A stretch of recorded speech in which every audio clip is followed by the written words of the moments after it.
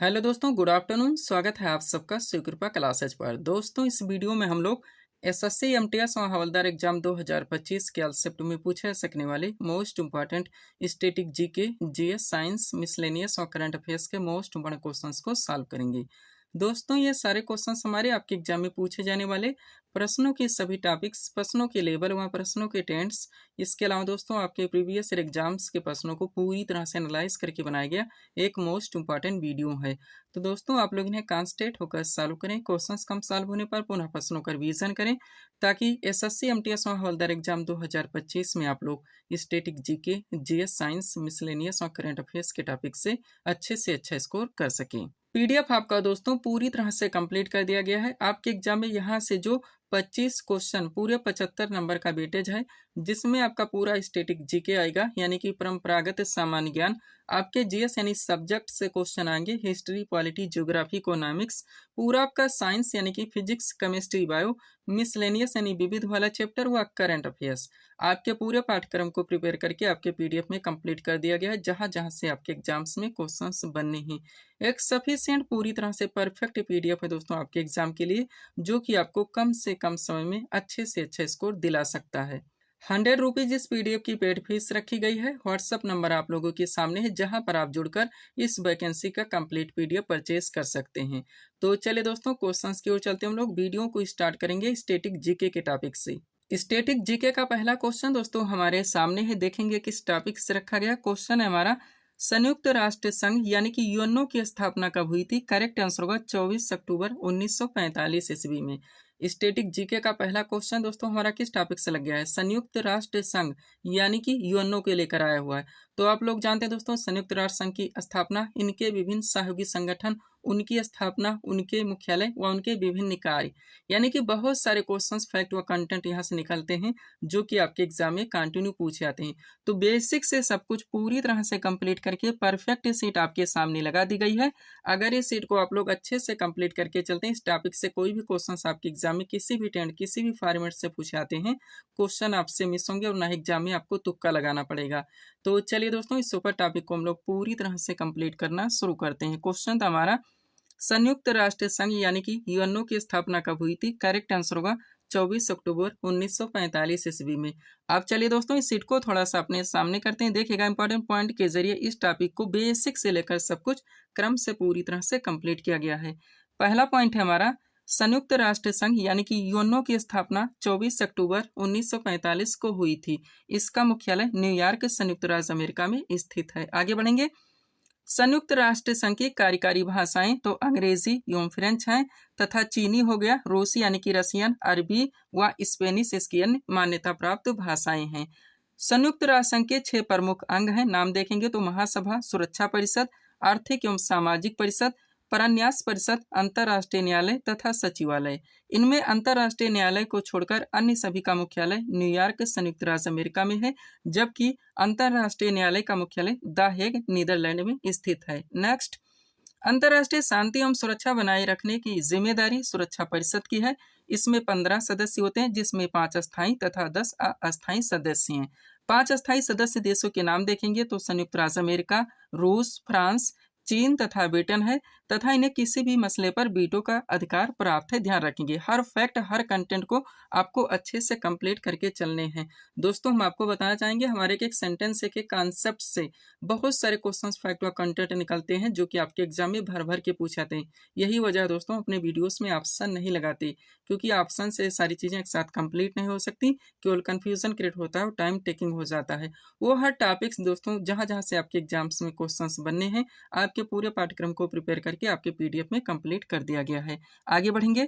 अगला पॉइंट है दोस्तों आपका, वर्तमान में संयुक्त राष्ट्र संघ के सदस्यों की संख्या 193 है। इसका नवीनतम सदस्य देश दक्षिणी सूडान है। ध्यान रखेंगे आप लोग।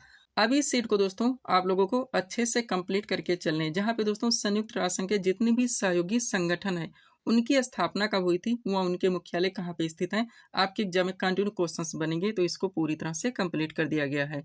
देखिएगा, पॉइंट है हमारा, संयुक्त राष्ट्र संघ के विशिष्ट सहयोगी संगठन। अब एक तरफ सबसे पहले इसमें संयुक्त राष्ट्र संघ के विभिन्न संगठनों के नाम दिए गए हैं, उनका स्थापना वर्ष दिया गया है और उनके मुख्यालय कहाँ पे स्थित है, ये भी मेंशन कर दिया गया है। बात की जाए दोस्तों अंतर्राष्ट्रीय श्रम संगठन यानी कि आईएलओ की, तो इसकी स्थापना 1919 में की गई थी और इसका मुख्यालय जेनेवा स्विट्जरलैंड में स्थित है। नेक्स्ट, संयुक्त राष्ट्र खाद्य एवं कृषि संगठन की बात की जाए यानी एफएओ की, तो इसकी स्थापना 1945 में की गई थी। इसका मुख्यालय रोम इटली में स्थित है। आगे बढ़ेंगे, अंतर्राष्ट्रीय मुद्रा कोष मोस्ट मान दोस्तों यानी आईएमएफ की बात की जाए तो इसकी स्थापना भी 1945 में हुई थी। इसका मुख्यालय वाशिंगटन डीसी में स्थित है। और अंतर्राष्ट्रीय पुनर्निर्माण एवं विकास बैंक की बात की जाए तो इसकी स्थापना भी 1945 में की गई थी। इसका भी मुख्यालय वाशिंगटन डीसी में स्थित है। हर फैक्ट हर कंटेंट को दोस्तों आपको अच्छे से कंप्लीट करके चलने हैं ताकि किसी भी टॉपिक से कोई भी क्वेश्चन आपका मिस ना हो। एक एक क्वेश्चन की कीमत आप लोग जानते हैं। एक बात ऑलरेडी कहना चाहेंगे दोस्तों, जितने भी स्टूडेंट्स पीडीएफ ले चुके हैं ले रहे हैं दोस्तों, हो सके आप प्रिंट आउट निकलवा लीजिए। प्रिंट आउट निकलवाने से एक अच्छी खासी सीट बन जाएगी, आप अच्छे से पढ़ सकते हैं, अंडरलाइन लगा के रिवाइज कर सकते हैं। और अगर आप इतना कर लेते हैं तो कम से कम समय में बिना इधर उधर भटके आप लोगों की प्रिपरेशन अच्छे खासे ढंग से क्लियर हो जाती है। पीडीएफ को इस फॉर्मेट में बनाया भी गया है कि आपको पढ़ने में भी बहुत अच्छा लगेगा और आपकी सारी चीज़ें कम से कम समय में पूरी तरह से क्लियर हो जाएंगी। अगला देखिएगा, यूनेस्को है दोस्तों, इसका फुल फॉर्म भी जरूर ध्यान रखें, हालांकि करंट अफेयर्स के पीडीएफ में एक्सप्लेन कर दिया गया है। यूएनईएससीओ यानी कि United Nations Educational Scientific and Cultural Organisation, संयुक्त राष्ट्र शैक्षिक वैज्ञानिक एवं सांस्कृतिक संगठन इसका पूरा नाम है। स्थापना इसकी भी 1945 में हुई थी। इसका मुख्यालय फ्रांस की राजधानी पेरिस में है। विश्व स्वास्थ्य संगठन यानी WHO की बात की जाए दोस्तों तो इसकी स्थापना 1948 में हुई थी। इसका मुख्यालय जेनेवा स्विट्जरलैंड में स्थित है। अंतर्राष्ट्रीय दूरसंचार संघ की बात की जाए तो इसकी स्थापना 1961 में हुई थी। इसका भी मुख्यालय जेनेवा स्विट्जरलैंड में स्थित है। आगे बढ़ेंगे, यूनिसेफ की बात की जाए दोस्तों, हालांकि इसका फुल फॉर्म आप लोग कमेंट करके हमें जरूर बताएंगे। स्थापना इसकी 1946 में की गई थी। मुख्यालय न्यूयॉर्क यूएसए में है। अंतर्राष्ट्रीय परमाणु ऊर्जा अभिकरण की बात की जाए तो इसकी स्थापना 1957 में हुई थी। मुख्यालय इसका वियना ऑस्ट्रिया में है। अंतर्राष्ट्रीय नागरिक उड्डयन संस्थान की बात की जाए इसकी स्थापना 1944 में हुई थी। मुख्यालय मॉन्ट्रियल कनाडा में है। वह विश्व मौसम विज्ञान संस्थान यानी INMO की बात की जाए तो इसकी स्थापना 1951 में हुई थी। इसका मुख्यालय भी जेनेवा स्विट्जरलैंड में स्थित है। इस टॉपिक को आप लोगों को यहाँ तक पूरी तरह से कंप्लीट करके चलने हैं ताकि कोई भी क्वेश्चन दोस्तों आपके एग्जाम में मिस ना हो। आगे बढ़िएगा, अब इसी से रिलेटेड दोस्तों एक छोटा सा टॉपिक आपका यहीं पे और ऐड हो जाता है। हम चाहते हैं दोस्तों इसी के साथ आप लोग इस टॉपिक को भी पूरी तरह से कंप्लीट कर सकें। यहाँ से भी आपके एग्जाम में कंटिन्यू क्वेश्चंस बनते रहेंगे। देखिएगा पॉइंट हमारा, प्रमुख अंतर्राष्ट्रीय संगठन, और भी दोस्तों जितने भी अंतर्राष्ट्रीय संगठन हैं उनकी स्थापना कब हुई थी और उनके मुख्यालय कहाँ पे स्थित हैं। तो देखिएगा सबसे पहले इसमें जितने भी और अंतर्राष्ट्रीय संगठन हैं उनके नाम दिए गए हैं, उनका स्थापना वर्ष दिया गया है और उनका मुख्यालय भी मेंशन कर दिया गया है। बात की जाए दोस्तों राष्ट्रमंडल की तो इसकी स्थापना 1949 में की गई थी। मुख्यालय इसका लंदन यूके में स्थित है।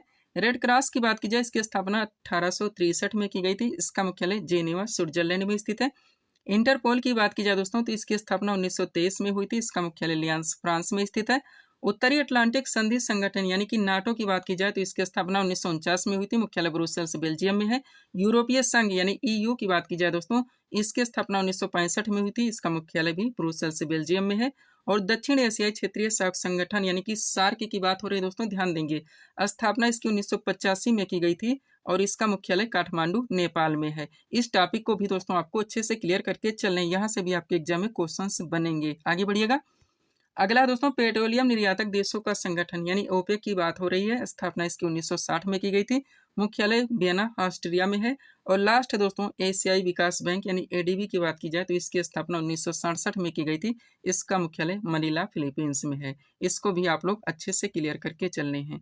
PDF के लिए हमारा व्हाट्सअप नंबर लगा हुआ है जहां पर आप जुड़कर इस वैकेंसी का कंप्लीट PDF परचेज कर सकते हैं। बढ़ेंगे दोस्तों हम लोग स्टैटिक जीके के अगले टॉपिक की ओर। स्टैटिक जीके का अगला क्वेश्चन दोस्तों आपके सामने है, देखेंगे किस टॉपिक से रखा गया। क्वेश्चन हमारा, पुलित्जर पुरस्कार किस क्षेत्र में प्रदान किया जाता है। करेक्ट आंसर होगा पत्रकारिता के क्षेत्र में। स्टैटिक जीके का अगला क्वेश्चन दोस्तों हमारा किस टॉपिक से लग गया है। जितने भी दोस्तों राष्ट्रीय और अंतर्राष्ट्रीय लेवल के पुरस्कारों सम्मानों व संबंधित क्षेत्र आपके एग्जाम में डायरेक्टली क्वेश्चंस बनेंगे दोस्तों कि कलिंग पुरस्कार के क्षेत्र में दिया था, द्रोणाचार्य पुरस्कार के क्षेत्र में दिया था, ऑस्कर पुरस्कार के क्षेत्र में दिया था, ग्रैमी पुरस्कार के क्षेत्र में दिया था। तो जितने भी हो सकते हैं पूरी तरह से कंप्लीट करके परफेक्ट सीट आपके सामने लगाई गई है। अच्छे से आप लोगों को प्रिपेयर करके चलने हैं। चलिए शुरू करते हैं हम लोग। क्वेश्चन हमारा, पुलित्जर पुरस्कार किस क्षेत्र में प्रदान किया जाता है? करेक्ट आंसर होगा पत्रकारिता के क्षेत्र में। क्वेश्चन का टॉपिक है हमारा महत्वपूर्ण राष्ट्रीय एवं अंतर्राष्ट्रीय पुरस्कार तथा संबंधित क्षेत्र। चलिए इस सीट को थोड़ा सा अपने सामने करते हैं, देखिएगा। अब एक तरफ दोस्तों इसमें राष्ट्रीय एवं अंतर्राष्ट्रीय लेवल के पुरस्कार एवं सम्मान के नाम दिए गए हैं, दूसरी तरफ संबंधित क्षेत्र के नाम दिए गए हैं। स्टार्ट करेंगे दोस्तों हम लोग जितने भी अंतर्राष्ट्रीय लेवल के पुरस्कार एवं सम्मान है तथा संबंधित क्षेत्र। तो सबसे पहले दोस्तों इसमें नोबेल पुरस्कार की बात होगी, ध्यान दीजिएगा। ये टोटल 6 क्षेत्रों में दिया जाता है। अब इनके नाम आपको जरूर ध्यान रखने हैं। साहित्य है, चिकित्सा है, भौतिकी है, रसायन है, अर्थशास्त्र है एवं शांति है। अगर इन 6 क्षेत्रों के नाम आप याद नहीं रखते, क्वेश्चन का ट्रेंड अगर चेंज कर दिया जाए कि निम्न में से किस क्षेत्र में नोबेल पुरस्कार नहीं दिया जाता, तो ऐसे में आप क्वेश्चन को सॉल्व नहीं कर सकते। आगे बढ़ेंगे। पुलित्जर पुरस्कार पत्रकारिता के क्षेत्र में दिया था है, ऑस्कर पुरस्कार फिल्म के क्षेत्र में दिया था है, कलिंग पुरस्कार विज्ञान के क्षेत्र में दिया था है, बुकर पुरस्कार साहित्य के क्षेत्र में दिया था है, ग्रैमी पुरस्कार दोस्तों ये संगीत के क्षेत्र में दिया था है, ध्यान रखेंगे आप लोग। आगे बढ़ते हैं। अगला क्या है दोस्तों? रमन मैग्सेसे पुरस्कार जो कि सरकारी सेवा हो गया, जन सेवा, पत्रकारिता, साहित्य तथा संचार, अंतर्राष्ट्रीय समझ के क्षेत्र में दिया है। और महात्मा गांधी शांति पुरस्कार दोस्तों ये शांति के क्षेत्र में दिया था, ध्यान रखेंगे। ये थे दोस्तों आपके अंतरराष्ट्रीय लेवल के पुरस्कार एवं सम्मान तथा संबंधित क्षेत्र जिनको आप अच्छे से कंप्लीट किए। आगे बढ़िएगा। अब राष्ट्रीय लेवल पे दोस्तों जितने भी पुरस्कार एवं सम्मान है तथा संबंधित क्षेत्र आप अच्छे से कंप्लीट करेंगे। देखिएगा, एक तरफ राष्ट्रीय पुरस्कार एवं सम्मान के नाम दिए गए हैं, दूसरी तरफ संबंधित क्षेत्र के नाम दिए गए हैं। स्टार्ट करते हैं दोस्तों। बात करेंगे सबसे पहले भारत रत्न की। तो एक कला हो गया दोस्तों, साहित्य, विज्ञान, खेल के क्षेत्र में विशिष्ट सेवा तथा जन सेवा के लिए यह पुरस्कार दिया जाता है। दादा साहब फाल्के पुरस्कार फिल्म के क्षेत्र में दिया था है, ज्ञानपीठ पुरस्कार साहित्य के क्षेत्र में दिया था है, सरस्वती सम्मान भी साहित्य के क्षेत्र में दिया था है, व्यास सम्मान भी साहित्य के क्षेत्र में दिया था है। कबीर पुरस्कार की बात की जाए तो ये सामाजिक सद्भाव के क्षेत्र में दिया था है, ध्यान रखेंगे आप लोग। आगे बढ़ते हैं। अगला क्या दोस्तों आपका? द्रोणाचार्य पुरस्कार जो कि खेल प्रशिक्षण के क्षेत्र में दिया था है, मेजर ध्यानचंद खेल रत्न पुरस्कार खेल सराहनीय प्रदर्शन करने वाले खिलाड़ी को दिया था है, अर्जुन पुरस्कार खेल के क्षेत्र में दिया था है, शांति स्वरूप भटनागर पुरस्कार या विज्ञान के क्षेत्र में दिया जाता है। धन्वंतरी पुरस्कार की बात की जाए चिकित्सा के क्षेत्र में दिया जाता है। बोरलाग पुरस्कार दोस्तों ये कृषि के पैदावार में उल्लेखनीय योगदान के लिए दिया जाता है। चमेली देवी पुरस्कार दोस्तों ये पत्रकारिता के क्षेत्र में दिया जाता है, ध्यान रखेंगे आप लोग। और लास्ट है दोस्तों आपका गोविंद वल्लभ पंत पुरस्कार जो कि सर्वश्रेष्ठ सांसद को दिया था, ध्यान रखेंगे। इस टॉपिक को आप लोगों को यहाँ तक पूरी तरह से कंप्लीट करके चलने हैं। पीडीएफ के लिए दोस्तों ये हमारा व्हाट्सएप नंबर लगा हुआ है। बढ़ेंगे दोस्तों हम लोग स्टैटिक जीके के अगले टॉपिक की ओर। स्टैटिक जीके का अगला क्वेश्चन दोस्तों आपके सामने ही देखेंगे किस टॉपिक से रखा गया। क्वेश्चन है हमारा हर्षचरित नामक पुस्तक के लेखक कौन है? करेक्ट आंसर होगा बाणभट्ट। स्टैटिक जीके का अगला क्वेश्चन दोस्तों हमारा किस टॉपिक से लग गया है? महत्वपूर्ण जितनी भी दोस्तों प्राचीन पुस्तकें उनके लेखक आपके एग्जाम में कंटिन्यू क्वेश्चंस यहाँ से देखने को मिलेंगे। तो कंप्लीट सीट आपके सामने लगाई गई है, अच्छे से आप लोगों को प्रिपेयर करके चलने हैं। चलिए शुरू करते हैं हम लोग। क्वेश्चन था हमारा हर्षचरित नामक पुस्तक के लेखक कौन है? करेक्ट आंसर होगा बाणभट्ट। क्वेश्चन का टॉपिक है हमारा महत्वपूर्ण प्राचीन पुस्तकें एवं उनके लेखक। चलिए इस सीट को थोड़ा सा अपने सामने करते हैं, देखिएगा। अब एक तरफ दोस्तों इसमें जितने भी हैं प्राचीन पुस्तकों के नाम दिए गए हैं, दूसरी तरफ उनसे संबंधित लेखक के नाम दिए गए हैं। बात की जाए दोस्तों पृथ्वीराज रासो की, 3 के लेखक चंद्रवरदाई हैं। गीतांजलि हो गया, गार्डनर, पोस्ट ऑफिस और गोरा, चारों ध्यान दीजिएगा, इनके लेखक रविन्द्रनाथ टैगोर हैं। 49 डेज के लेखक अमृता प्रीतम है। 10 टू पाकिस्तान के लेखक खुशवंत सिंह है। रंगभूमि के लेखक प्रेमचंद हैं। पल्लव के लेखक दोस्तों सुमित्रा नंदन पंत हैं। कुरुक्षेत्र और उर्वशी दोनों ध्यान रखेंगे, मोस्ट इंपॉर्टेंट हैं। इनके लेखक रामधारी सिंह दिनकर हैं। आगे बढ़िएगा आप लोग। अगला क्या है दोस्तों आपका अनहैप्पी इंडिया, मोस्ट इंपॉर्टेंट, इनके लेखक लाला लाजपत राय हैं। भारत भारती हो गया, यशोधरा और साकेत, इनके लेखक मैथिली शरण गुप्त हैं। कागज ते कैनवास के लेखक अमृता प्रीतम है। पंचतंत्र के लेखक विष्णु शर्मा है। द कंपनी ऑफ वीमेन के लेखक खुशवंत सिंह है। प्रेम वाटिका के लेखक रस खान है। नेचुरल हिस्ट्री के लेखक पिलिनी है। बुद्ध चरितम के लेखक दोस्तों अश्व घोष हैं, ध्यान रखिएगा आप लोग। आगे बढ़ते हैं। अगला क्या है दोस्तों आपका कादम्बरी, मोस्ट इंपॉर्टेंट, हजारों बार पूछा गया है, लेखक इनके बाणभट्ट हैं। द इंडियन स्ट्रगल के लेखक सुभाष चंद्र बोस हैं। शाहनामा के लेखक फिरदौसी हैं। सूर सागर हो गया, सूर सारावली और साहित्य लहरी, इनके लेखक सूरदास जी हैं। हुमायूं नामा की लेखिका गुलबदन बेगम है। लाइफ डिवाइन के लेखक अरविंद घोष हैं। अनामिका के लेखक दोस्तों सूर्यकांत त्रिपाठी निराला हैं, ध्यान रखेंगे आप लोग। आगे बढ़ते हैं। अगला दोस्तों यामा, जिनकी लेखक महादेव वर्मा है। एन एरिया ऑफ डार्कनेस के लेखक वी.एस. नायपाल हैं। हिंदू व्यू ऑफ लाइफ के लेखक डॉक्टर सर्वपल्ली राधाकृष्णन है। राजतरंगिणी के लेखक कल्हड़ है। कुमार संभवम, अभिज्ञान शाकुंतलम और मेघदूत इनके लेखक कालिदास जी हैं। मालती माधव के लेखक भवभूति हैं। किताबुल हिंद के लेखक अलबरूनी हैं। दादा कामरेड के लेखक दोस्तों यशपाल हैं। ध्यान रखेंगे आप लोग। आगे बढ़ते हैं। अगला क्या दोस्तों आपका चिदम्बरा जिनके लेखक सुमित्रा नंदन पंत हैं। द डार्क रूम हो गया, माई डेज और मालगुडी डेज इनके लेखक आर के नारायण हैं। चंद्रकांता के लेखक देवकी नंदन खत्री हैं। कामसूत्र के लेखक वात्स्यायन हैं। हितोपदेश के लेखक नारायण पंडित हैं। अर्थशास्त्र के लेखक चाणक्य या कौटिल्य हैं। कामायनी के लेखक जयशंकर प्रसाद हैं। अष्टाध्यायी के लेखक दोस्तों पाणिनि हैं। ये भी आप लोग ध्यान रखेंगे। आगे बढ़िएगा। अगला क्या दोस्तों इंडिका मोस्ट इंपॉर्टेंट जिनके लेखक मेगास्थनीज हैं। आईन अकबरी और अकबरनामा के लेखक अबुल फजल हैं। बीजक के लेखक कबीरदास जी हैं। गोदान हो गया और कर्मभूमि इनके लेखक प्रेमचंद हैं। इंटरनल इंडिया की लेखिका इंदिरा गांधी है। कुली के लेखक दोस्तों मुल्कराज आनंद हैं। मृच्छ कटिकम के लेखक दोस्तों शूद्रक हैं। ध्यान रखेंगे। आगे बढ़िएगा। जो भी टॉपिक्स उठाया जाता है दोस्तों उनको वहीं पे पूरी तरह से कंप्लीट किया जाता है। अगला दोस्तों विंग्स ऑफ फायर जो कि एक जीवनी है। इसके अलावा टर्निंग पॉइंट और इंडिया 2020 इनके लेखक डॉक्टर एपीजे अब्दुल कलाम हैं। द डिस्कवरी ऑफ इंडिया के लेखक पंडित जवाहरलाल नेहरू हैं। इंडिया डिवाइडेड के लेखक डॉक्टर राजेंद्र प्रसाद हैं। माई एक्सपेरिमेंट विद ट्रूथ और हिंद स्वराज के लेखक महात्मा गांधी जी हैं। आनंद मठ के लेखक बंकिम चंद्र चटर्जी हैं। इंडिया विंस फ्रीडम के लेखक मौलाना अबुल कलाम आजाद हैं। मधुशाला के रचयिता दोस्तों हरिवंश राय बच्चन हैं। ध्यान रखेंगे आप लोग। और लास्ट है दोस्तों आपका सत्यार्थ प्रकाश जिनके लेखक स्वामी दयानंद सरस्वती हैं। इस टॉपिक को आप लोगों को यहाँ तक कंप्लीट करके चलने हैं। पीडीएफ के लिए दोस्तों ये हमारा व्हाट्सएप नंबर लगा हुआ है। बढ़ेंगे दोस्तों हम लोग स्टैटिक जीके के अगले टॉपिक की ओर। स्टैटिक जीके का अगला क्वेश्चन दोस्तों हमारे सामने है। देखेंगे किस टॉपिक से रखा गया है। क्वेश्चन है हमारा संतोष ट्रॉफी किस खेल से संबंधित है। करेक्ट आंसर होगा फुटबॉल से।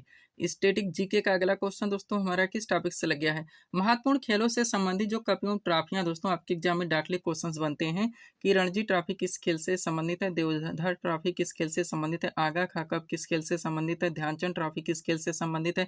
संतोष ट्रॉफी किस खेल से संबंधित है। तो जितने भी हो सकते हैं पूरी तरह से कंप्लीट करके परफेक्ट सीट आपके सामने लगाई गई है। अगर इस सीट को आप लोग अच्छे से रिवाइज करके चलते हैं तो यकीन कीजिएगा दोस्तों इस टॉपिक से कोई भी क्वेश्चन आपके एग्जाम में आपसे मिस नहीं हो सकते। तो चलिए दोस्तों इस सुपर टॉपिक को हम लोग पूरी तरह से कंप्लीट करना शुरू करते हैं। क्वेश्चन था हमारा संतोष ट्रॉफी किस खेल से संबंधित है। करेक्ट आंसर होगा फुटबॉल से। क्वेश्चन का टॉपिक है हमारा महत्वपूर्ण खेलों से संबंधित कप एवं ट्रॉफियां। चलिए इस सीट को थोड़ा सा अपने सामने करते हैं। देखिएगा अब एक तरफ इसमें जितने भी खेल हैं उनके नाम दे गए हैं। दूसरी तरफ उनसे संबंधित कप एवं ट्रॉफियों के नाम दे गए हैं। स्टार्ट करते हैं हम लोग। बात की जाए दोस्तों क्रिकेट की तो इससे संबंधित जो कप एवं ट्रॉफियां हैं सबसे पहले वर्ल्ड कप, फिर चैंपियनशिप, रणजी ट्रॉफी बार बार पूछा ही जाता है, दिलीप ट्रॉफी, ईरानी ट्रॉफी, सी के नायडू ट्रॉफी, आईपीएल व देवधर ट्रॉफी। ये कप एवं ट्रॉफियां दोस्तों क्रिकेट से संबंधित है। ध्यान रखेंगे। नेक्स्ट फुटबॉल से संबंधित कप एवं ट्रॉफियां देखी जाए तो Confederation cup, Euro cup, Durand cup आपका बार बार पूछा ही जाता है, Rovers cup, Santosh trophy most important, Subroto Mukherjee cup, B C Roy trophy और मर्डेका कप। ये कप एवं ट्रॉफियां दोस्तों फुटबॉल से संबंधित है। ध्यान रखेंगे। नेक्स्ट हॉकी से संबंधित कप एवं ट्रॉफियां देखी जाए तो Azlan Shah cup most important, Rangaswami cup most important, Aga Khan cup बार बार पूछा था है, Beighton cup, Nehru cup, lady Ratan Tata trophy, championship trophy और ध्यानचंद ट्रॉफी। ये कप एवं ट्रॉफियां हॉकी से संबंधित है। ध्यान रखेंगे। आगे बढ़ते हैं। लाल टेनिस से संबंधित कप एवं ट्रॉफियां देखेंगे तो Wimbledon open, American open, French open, Australian open, Davis cup, federation cup, Hopman cup और चेन्नई ओपन। ये कप एवं ट्रॉफियां दोस्तों लाल टेनिस से रिलेटेड हैं। ध्यान रखेंगे। आगे बढ़ते हैं। टेबल टेनिस से संबंधित दोस्तों कप एवं ट्रॉफियां देखेंगे तो इसमें Barna black cup, Jayalakshmi cup और गोल्डन कप। नेक्स्ट बैडमिंटन से संबंधित कप एवं ट्रॉफियां देखेंगे तो Sudirman cup, Thomas cup most important जो कि पुरुषों की प्रतियोगिता है, उबेर कप मोस्ट इंपॉर्टेंट जो कि महिलाओं की प्रतियोगिता है, इसके अलावा चाइना कप और मेयर कप। ये कप एवं ट्रॉफियां बैडमिंटन से संबंधित हैं। बास्केटबॉल से संबंधित देखेंगे तो America cup, European cup, Asia cup, William Jones cup. Next volleyball से संबंधित देखेंगे तो फेडरेशन कप, पूर्णिमा कप और ग्रैंड चैंपियंस कप। बेसबॉल से संबंधित कप एवं ट्रॉफियां देखेंगे तो Central League, Pacific League, American League, Major League और नेशनल लीग। ये कप एवं ट्रॉफियां बेसबॉल से रिलेटेड हैं। पोलो से संबंधित देखेंगे तो classic cup, Sudan cup, Ezra cup, president cup, Westchester cup और राधा मोहन कप, ये कप एवं ट्रॉफियां पोलो से संबंधित हैं, ध्यान रखेंगे। हर फैक्ट को आपको अच्छे से कंप्लीट करके चलने हैं ताकि किसी भी टॉपिक से कोई भी क्वेश्चन आपके मिस ना हो। आगे बढ़िएगा। गोल्फ से संबंधित कप एवं ट्रॉफियां देखेंगे तो Prince of Wales cup, Ryder cup, Walker cup, circuit cup और कनाडा कप। नेक्स्ट शतरंज से संबंधित देखेंगे तो Dubai cup, Manila cup, zonal trophy, Naidu trophy, Khaitan trophy, open स्काईवर्स ट्रॉफी, ये कप एवं ट्रॉफियां दोस्तों शतरंज से संबंधित है, ध्यान रखेंगे।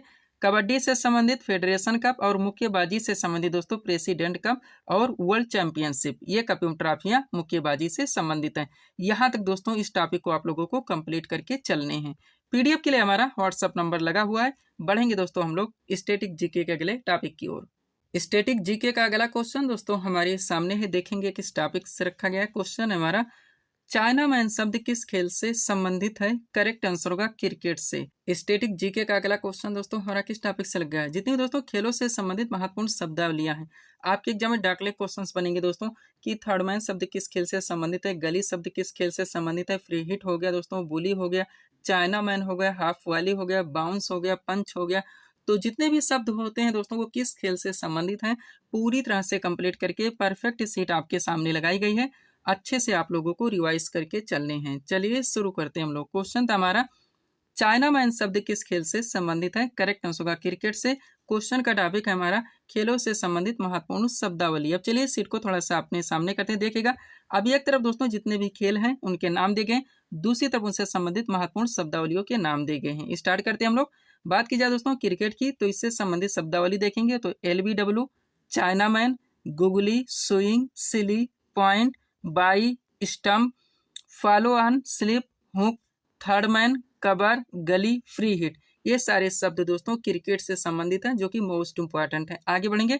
फुटबॉल से संबंधित शब्दावली देखेंगे तो ड्रिबल हो गया, पेनाल्टी किक हो गया, स्टॉपर हो गया, विंगर हो गया, कॉर्नर किक हो गया, थ्रो इन हो गया, फ्री किक हो गया और टच लाइन हो गया। ये शब्द फुटबॉल से संबंधित हैं। हॉकी से संबंधित शब्दावली देखेंगे तो ड्रिबल हो गया, स्टिक हो गया, बुली बार बार पूछा था, स्कूप हो गया, पुश इन हो गया, कट ट्राई ब्रेकर हो गया, पेनाल्टी कॉर्नर हो गया और सेंटर फॉरवर्ड हो गया।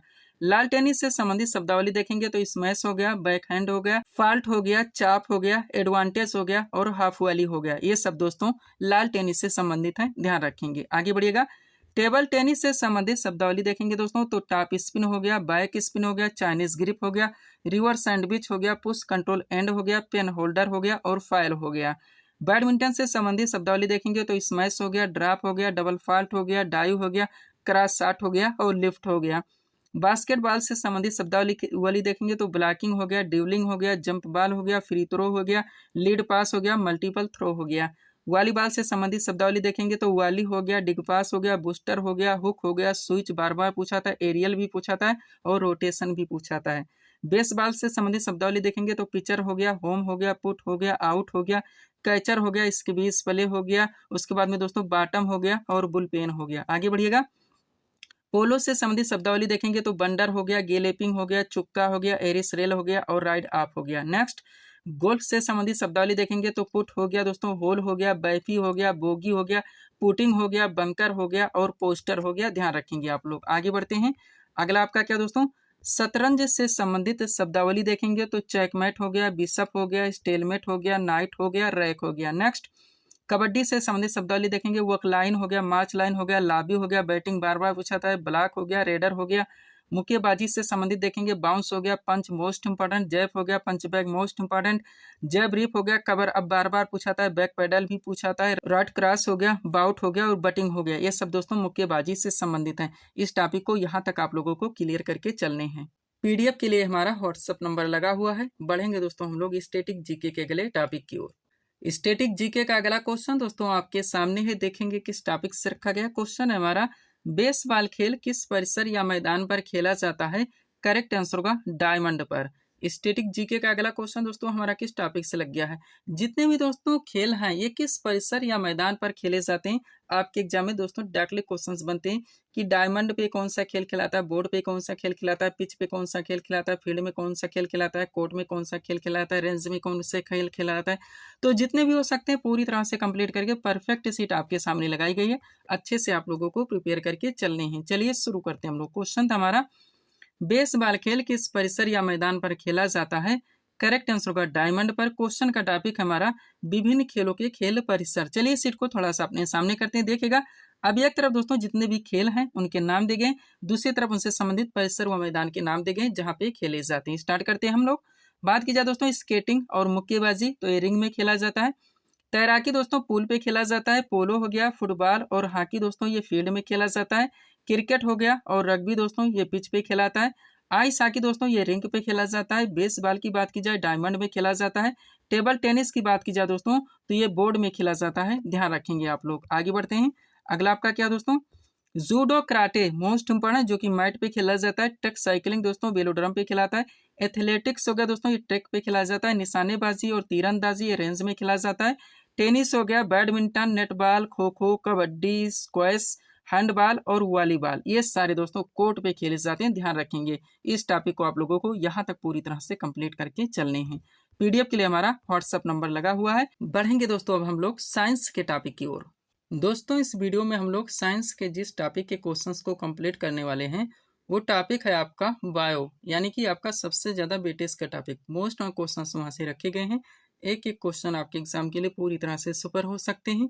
हर क्वेश्चंस को आप लोगों को अच्छे से प्रिपेयर करके चलने हैं। चलिए स्टार्ट करते हैं।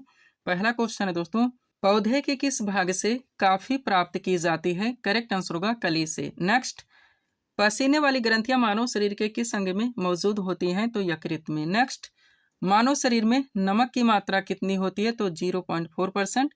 और रक्तहीन सर्जरी किसके माध्यम से की जाती है? करेक्ट आंसर होगा लेजर के माध्यम से। अगला क्वेश्चन, जैव प्रौद्योगिकी यानी कि बायोटेक्नोलॉजी का तात्पर्य क्या है? करेक्ट आंसर होगा औद्योगिक प्रक्रियाओं में सजीवों का उपयोग। नेक्स्ट, किसने सर्वप्रथम पेस मेकर का आविष्कार किया था? तो क्रिश्चियन बर्नार्ड ने। पोलियो का पहला प्रभावी टीका किसने बनाया था? जोनासी साल्क ने। खारे पानी में पैदा होने वाले पौधे कहलाते हैं तो हेलोफाइट।